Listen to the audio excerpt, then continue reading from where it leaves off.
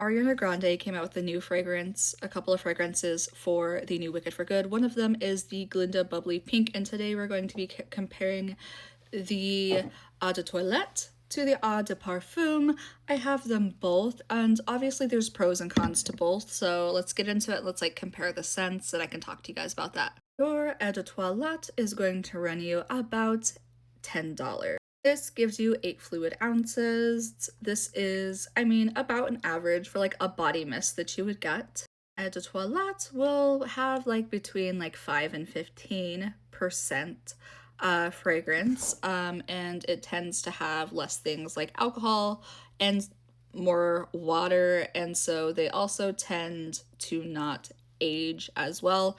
While eau de parfums, sometimes I can show you guys one of my perfumes. Sometimes there's even a benefit to aging your perfumes. Let me show you kind of what that looks like. This is my aged Miss Dior. I've had it for a few years and I've kept it so like the oils, everything can kind of, I don't know, get stronger. And basically this is much better and much stronger. They tend to darken, and this is something that'll happen sometimes with a perfume, sometimes it does not. But sometimes this makes the spray better, and again, it's like an aging of the scent, and so you're concentrating it even further. And so that being said, your shelf life on something like an eau de parfum is going again to be greater than that of a eau de toilette. Now this has 3.4 fluid ounces, which is obviously quite a lot less, a little less than half of what the body spray has. The perfume runs you $72, and so we're already seeing one of the pros, right, to the body spray being that it's a lot cheaper.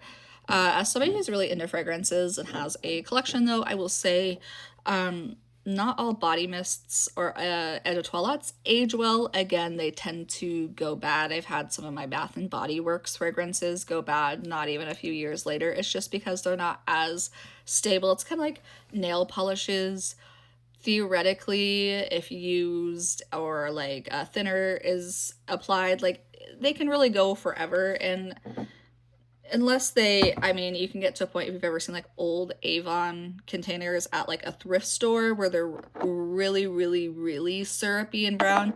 Like that's not what we're aiming for. We're aiming for like an aging process. So let's spray both of them, and I'll show you guys the sprays too. So that is what she looks like. And it smells good. I mean, it smells exactly like the other one to what I'm to remember. I've worn them both separately, but not together yet because I wanted to do a review like this. I have kind of a hard time holding this, I'll be honest. So, that was a little hard. Yeah, and you can definitely tell already. Let me like wave them down here. This, yeah, the throw of this, I also think just on spray and like initial notes, this is definitely sweeter. Well, this is definitely lighter and cleaner. Both of them have the same general scent.